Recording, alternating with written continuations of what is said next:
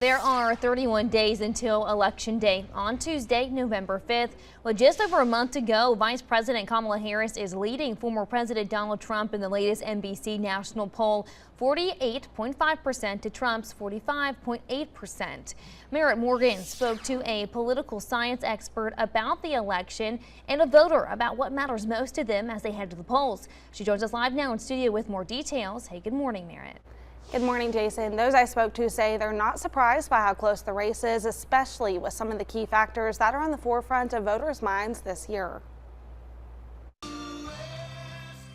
Looking into the policies everybody has and what they want to do for the country and how it will impact me, I was like, wait, this is really important. As voters prepare to head to the polls this November, there are some important topics in mind. The economy, foreign policy, social issues, whatever people seem to care about most, as well as the issue of character.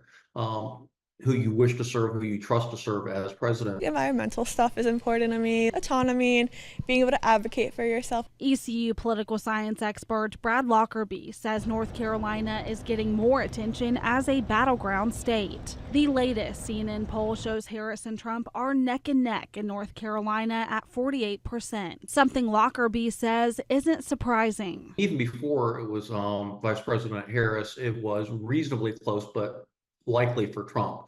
Now it's reasonably close and a toss-up. So that means that we're going to get even more attention than we would have otherwise. But even beforehand, North Carolina is going to get more attention than, say, California. Though many voters are expressing concerns ahead of the election. Hopefully people have learned better. Hopefully we have more rules in place and just a peaceful transition. Lockerbie is reminding people to stay calm. It's heated, but all of them have been heated. I tend to be relatively optimistic about the state of the nation, that we're not so fragile that losing one election is going to cause people to go into rebellion. Even with January 6th, it was a small segment of the population that stormed the Capitol.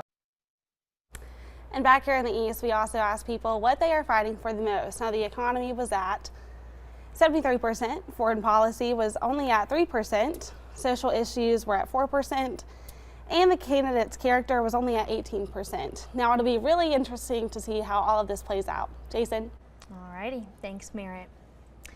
And do stay with us for the election coverage, both on air and online, as we head toward November 5th.